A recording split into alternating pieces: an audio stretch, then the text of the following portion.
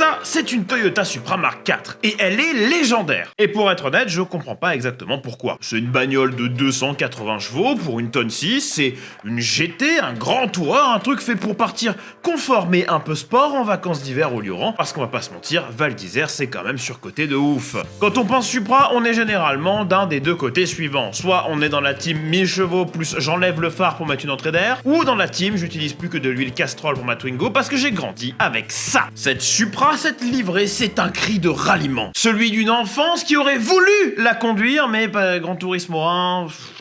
Passer les permis, c'est chiant, donc on a tous passé notre temps en mode arcade à conduire la R33 ou la Corvette Grand Sport. Faites pas genre, c'est juste moi. Hein. Mais alors, cette Supra Castrol, vous le savez sûrement, mais moi, faut que je finisse mon intro, c'est pas une invention de Gran Turismo, c'est une vraie voiture de la réalité véritable qui existe. Alors, vous l'aurez compris, aujourd'hui, on va parler d'elle, mais pas que de ça. Vu la gueule qu'a mon script actuellement, on va aussi parler de car culture japonaise, d'accords de gentleman, de Japan Super Touring. C'est peut-être la première vidéo d'une longue série sur plein d'autres bestioles de Super GT. Alors, installe-toi, mets-toi bien commande à bouffer, peut-être une pizza, et prends-toi un petit breuvage qui pourrait, par hasard, provenir du sponsor de cette vidéo.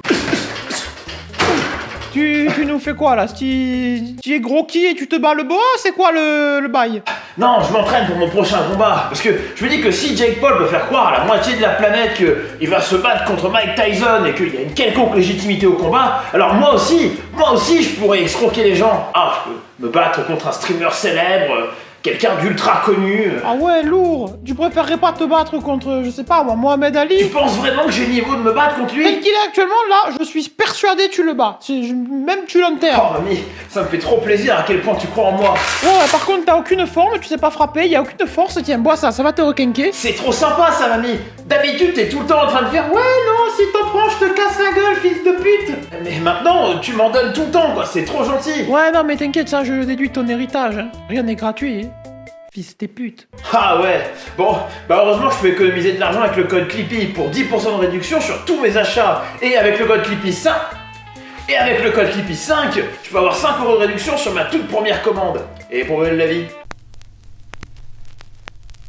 Après la Seconde Guerre mondiale, comme je l'ai dit il y a 5 secondes, hein, on pose les bases. Hein. Le Japon est bien mal en point. Pas étranger à ça, le fait que les États-Unis ont lâché 2 fois le soleil sur leur gueule et que c'est un petit peu excessif, on va pas se mentir. Le pays est pauvre, ne possède pas beaucoup de matières premières, mais les gens, ils ont quand même besoin de bosser et par conséquent se déplacer. Sur demande de l'État, les manufacturiers, à partir de 1949, vont devoir plancher sur des micro-voitures, 150 cm3, pas plus large qu'un mètre et surtout pas cher. Les constructeurs se sont rendus compte que c'était pas possible, ont envoyé chier le gouvernement jusqu'à ce qu'on leur donne des directives qu'ils peuvent suivre. Vont alors naître une chier de microcars que j'adore, qui vont donner les kei-cars modernes beaucoup plus tard. Mais le point que j'essaye d'amener ici, c'est que d'une, le Japon va massivement s'industrialiser, et que de deux, étant donné leurs accords de capitulation, le Japon ne pourra pas, à l'inverse des lâcheurs de soleil, investir lourdement dans leur complexe militaro-industriel. Une compagnie du nom de Toshio Kojo, rebaptisée Mazda, va donc troquer la production des pires Mauser 98 sous licence, jamais vus, pour celle d'une petite voiture comme la R360. Datsun, pas encore rebaptisé Nissan, va troquer la production de véhicules militaires contre celle de petits 4x4 fiables comme le Patrol. Honda va d'abord se concentrer sur la moto, moins onéreuse, et Dieu merci parce que le Honda Cub va être un des piliers de l'économie japonaise pendant un temps, puis va vendre des voitures avec des moteurs de moto. Quant à Toyota, eux, ils ressortent de la guerre beaucoup plus petits, obligés de fermer beaucoup d'usines et de licencier moultes employés. En 1952, ils accoucheront de leur première voiture, ou en tout cas la première voiture développée et construite in-house,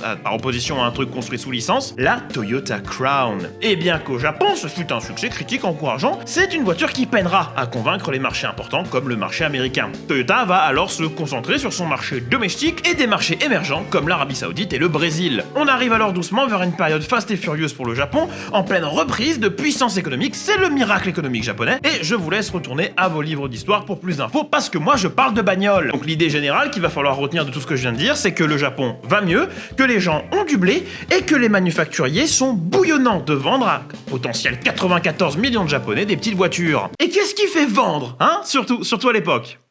Pensez à un jour de la semaine, c'est un truc que je dois dire dans déjà 4 ou 5 le quart. Allez-y. Si vous maîtrisez la langue, n'hésitez pas à me mettre une traduction moins Google Trad dans les commentaires. Donc la course... Jesus fuck. Donc la course automobile. En 1963, la JAF ou Japan Automobile Federation va introduire le premier Grand Prix du Japon. Petite note ici, même si on l'associe régulièrement à la Formule 1, le terme Grand Prix n'est pas systématiquement à associer à la Formule 1. Il existe encore aujourd'hui des Grands Prix qui ne se courent pas au volant de Formule 1, comme par exemple le Grand Prix de Macao. Ce premier GP aura alors lieu sur le tout neuf et glorieux circuit de Suzuka, et ce fut un franc succès. En 1964, pour la seconde édition, Nissan va alors introniser et canoniser une voiture que vous connaissez tous très bien, la Skyline. Toyota va vouloir répondre, et quand revient le Grand Prix du Japon en 1966 sur le alors très nouveau Fuji Speedway, dont la genèse est ultra intéressante mais on n'a pas le temps, Toyota va débarquer avec la 2000 GT, sûrement une des plus belles voitures jamais produites au monde. La 2000 GT n'était pas juste une vaine tentative pour capitaliser sur le marché de la sportive, non, c'était une véritable déclaration d'intention. La première supercar japonaise va d'une part changer la perception du public sur ce qu'est l'automobile nippone en général, et d'autre part paver la voie pour les futurs LS400, LFA, et bien entendu, la Supra. Alors quand Toyota inscrit plusieurs 2000 GT au Grand Prix du Japon, c'est pour claquer les fesses à Nissan et mettre en avant leur blason. Seulement, rien ne va se passer comme prévu. Nissan arrive non pas avec une nouvelle voiture de sport, mais avec la R380, une voiture en partie conçue pour battre les Porsche 904 de l'époque et qui va absolument dominer la course. Et ce moment précis de l'histoire, c'est le début de l'amertume, de la rivalité amère entre Nissan et Toyota perdra à nouveau l'année d'après malgré l'introduction de la Seven, puis encore et encore, jusqu'à ce que Toyota arrête les frais avec la troisième itération de la Seven, après avoir perdu un de leurs pilotes en test. Presque toujours dans l'ombre de Nissan dès lors qu'on parle de prototype, Toyota va alors se concentrer sur les voitures de tourisme. Mais là encore, Nissan est en train d'écraser la concurrence, au point où il n'y a pas de rivalité. Fin 80, quand Nissan alors écrase tout sur son passage avec la Skyline R32, surnommée Godzilla, tant sa domination semble insurmontable et son appétit insatiable, tout le monde a plus ou moins oublié la rivalité. Toyota, ils font des voitures. Et Nissan, ils font des voitures qui gagnent. Mais on va pas chialer, on est alors au début d'un âge d'or de la conception automobile japonaise, parce que c'est au début des années 90 qu'on va voir émerger des bangers absolus, comme bien entendu la R32, mais aussi la première génération d'Impreza en 93, la sublime NSX en 90, qui aujourd'hui encore est adorée par tout le monde, la troisième gène d'RX-7, parce que oui, il y en a eu d'autres avant, allez jouer à Gran Turismo, bordel. Et bien entendu, l'incroyable première gène de Mitsubishi 3000 GT, qui en plus d'être, alors là c'est purement personnel bien sûr, belle à en crever, offre des trucs de oufard comme de l'aéroactive, une suspension pilotée, 4 roues directrices et un bon vieux V6 3 litres en 1990. Bref, toutes ces voitures et bien d'autres qui faisaient un colossal 280 chevaux. C'est pas vrai.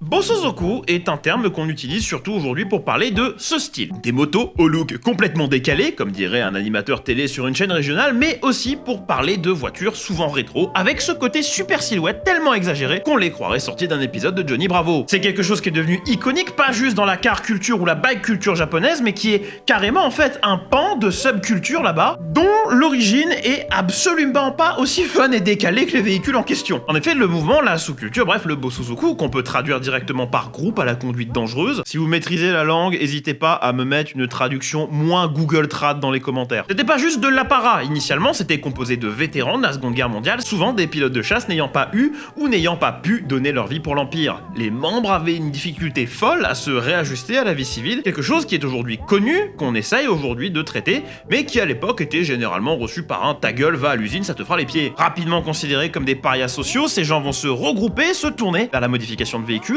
les activités criminelles et puis, inspirés par la culture du biker américain, aussi appelé greaser, vont se forger une identité, un statut qui va devenir de plus en plus enviable et romanesque aux yeux des gens qui ne se sentent pas à leur place dans la stricte société japonaise. Seulement, le mode de vie est dangereux, les courses sauvages en plein centre-ville finissent souvent mal, et alors, dans les années 70, la Japan Automobile Manufacturer Association, ou JAMA, va mandater un limiteur électronique pour toutes les nouvelles voitures, les empêchant de dépasser le 180 km/h. Malgré tout, les morts sur les routes vont continuer à augmenter et en 89, trop c'est trop. Les manufacturiers vont prendre leurs responsabilités et tous convenir d'un accord. On ment au gouvernement Comme ça, on n'a pas d'emmerde. Ça vous va? Chaque voiture haute performance de l'époque va donc sortir un immense 280 chevaux ou 276 bhp, comme vous avez pu le voir ailleurs. C'est donc avec une limite fictive que les constructeurs vont devoir composer, beaucoup d'entre eux dépassant d'une vingtaine de chevaux par-ci par-là, et d'autres vont juste s'assurer que la voiture soit capable de prendre beaucoup plus. Gardez juste ça en tête. En 93, la JAF introduit un nouveau championnat, sobrement intitulé le All Japan Grand Touring Car Championship, ou JGTC, avec un règlement qui se voulait plus proche des voitures de série, mais surtout qui allait strictement empêcher les constructeurs Nissan de dominer avec un concept encore existant aujourd'hui qu'on appelle maintenant la balance of performance. Et à l'improbable, nul n'est tenu, et Nissan, toujours avec Godzilla, va quand même dominer. Putain, si j'écrivais bien mes vidéos, ce serait là qu'on parlait de la réponse de la même année. Toyota rafraîchit sa gamme avec ce qui est la 4e itération de la Supra. Oui, il y a eu 3 générations avant ça, jouées à Gran Turismo. Il y a pas mal de gens qui s'étaient foutus de ma gueule sur TikTok, loin là-bas, là, à une époque où je disais que Gran Turismo avait beaucoup forgé ma culture sur les voitures japonaises. C'est pas une vanne. Les premiers GT, je crois que c'est plus le cas maintenant, mais les premiers GT, t'avais toute une section où tu pouvais en apprendre un peu plus sur les bagnoles de l'époque. Et ça, là, c'est un catalyseur pour la curiosité qui est formidable. Disponible en version atmosphérique ou en version biturbo, boîte manuelle, boîte auto, toit normal ou toit targa, il y aura très certainement une Supra qui vous fera plaisir plus que les autres. Et tout le monde vous dira qu'il faut prendre telle ou telle version, mais moi je veux la version SZ, toit targa, boîte auto et grise. Oui, boîte auto, oui. J'en ai rien à foutre de ce que tu penses. La voiture va rapidement devenir populaire, même si les perfs sont pas exactement au rendez-vous, avec sa tonne 6 et son 6 cylindres Atmo qui, même dans la version biturbo, prend que 280 chevaux, et ne regardez pas la spec sheet européenne s'il vous plaît, c'est que 280 chevaux. La voiture a un châssis relativement agréable qui va faire d'elle un très très gros succès. Mais bien sûr, ce qui va rendre la Supra réellement légendaire, c'est sa plateforme moteur, le famoso 2JZ, un bloc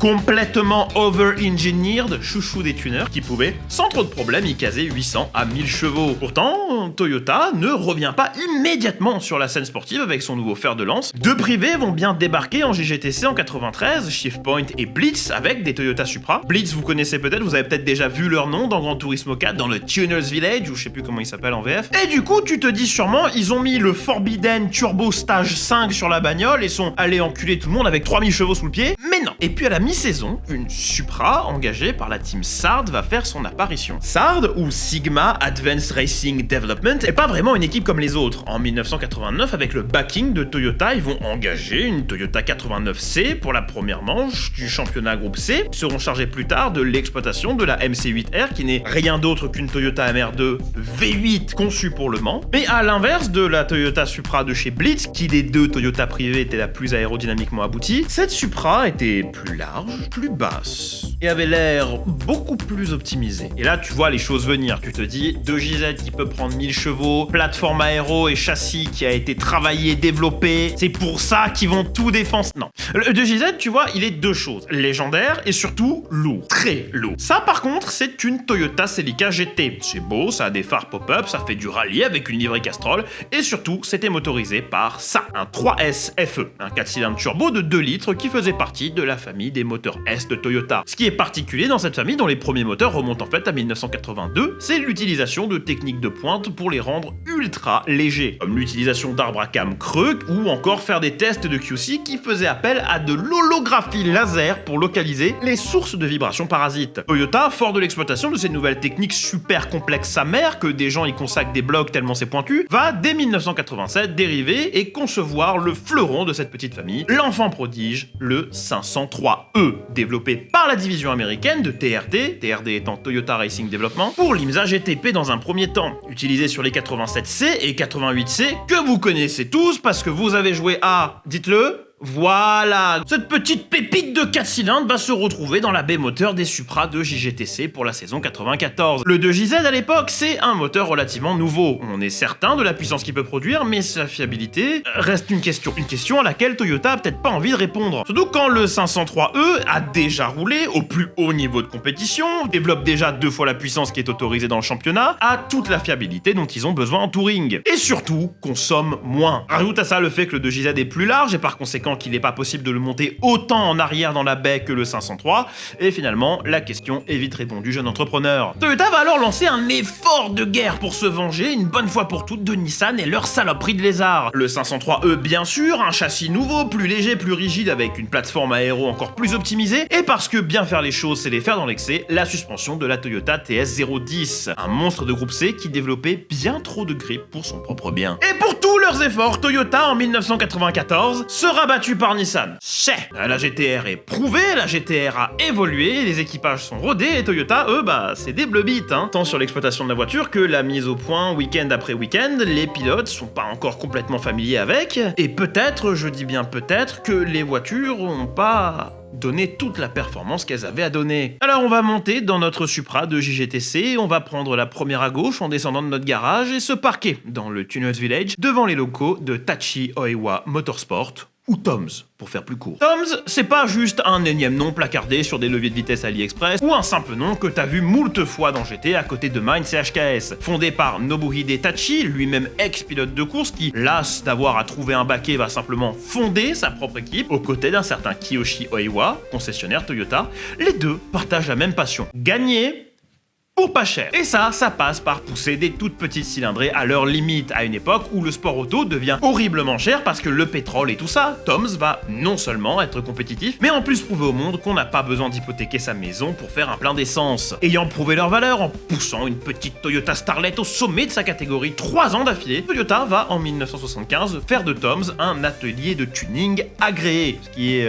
bien corporate pour un truc, c'est-à-dire le tuning ou modification de voiture, et de voir le mot agréé en dessous, même aujourd'hui ça paraît bizarre quoi. Ça va mener naturellement à une relation privilégiée et faire de Tom's un de facto effort d'usine. Alors avec un chèque et une carte blanche, Tom's va se retrouver finalement souvent en orbite ou directement impliqué dans les efforts de guerre de la marque. Formule 3, Touring, championnat proto du Japon, et en 1992, quand la TS010 ira clutch une P2 aux 24 heures du Mans, ce sera bien évidemment sous la direction de Tom's. Alors qui de mieux pour exploiter et développer celle qui doit tuer Godzilla? En 1995, Toyota va arriver en GGTC avec 4 équipes, dont l'équipe Sard mentionnée plus tôt, et surtout une voiture exploitée par Tom's, la numéro 36, dans son habit de lumière blanc, vert et rouge. Elle rentre dans l'arène non pas face à un taureau, mais face à une armée de kaiju qui, pendant l'hiver, n'ont pas chômé non plus. Nissan a depuis introduit la Nissan Skyline GTR 33, et sa version GGTC semble tout aussi prête à ruiner le suspense pour tout le monde. Et avec 7 Nissan sur la grille, dont 2 nouvelles R33, la cause paraît entendue quand le plateau se réunit à Suzuka pour voir la première pole de la saison aller à l'avantage d'une R33. Presque une seconde devant la Supra de la Team Sard. Et au départ de la course, les choses vont pas aller mieux. Je pense que j'ai pas besoin d'en dire plus, les images parlent pour moi. Immédiatement, la GTR de Masahiro Asemi prend le large, 300 km de course c'est long, et si effectivement le fight pour la victoire n'est pas du tout dans les cartes pour Toyota, il peut quand même se passer des choses. La surprise générale, Asemi va se retrouver sur la fin de course non pas en tête, malgré son rythme Vettel en début de course, mais à batailler contre Jeff Krosnoff sur la Supra du Team Sard. À l'issue du fight, le pilote Toyota l'emporte. La voiture finit que 3ème, mais elle a battu à la régulière une GTR. Le kaiju n'est donc pas infaillible. Après une seconde manche du championnat remportée par Porsche... Mais putain, mais même en GGTC, j'ai pas la paix, mais il me casse. On se dirige donc à Sendai en se disant que la saison est peut-être un petit peu plus ouverte qu'on ne le croyait. La 36 n'est pas au beau fixe en qualification, elle est 5ème derrière 2 GTR, et devant en pole position, Eiichi Tajima sur Porsche 911 va un petit temps lutter contre la Supra du Team Serumo, conduite par notre Eric Comas national. Mais au fur et à mesure que la course se décante, la 36 va ressortir du fond, doubler tout le monde, sortir Comas et se tenir haut et fier en première position. On se dit alors que le kaiju n'est plus invincible. Et puis le reste de la saison tourne à l'avantage Nissan. C'était presque prévisible, mais dès que les quirks et petits glitches de la nouvelle GTR sont lissés, dès que la fiabilité est améliorée, Nissan a recommencé à dominer. Alors pour 96, Toyota n'a qu'à revenir plus fort. Et même très fort en fait. L'annonce de l'arrivée d'Honda avec la NSX, de McLaren avec la F1 sur la grille, et Ralph Schumacher et David Brabham au volant. Une nouvelle R33 updatée.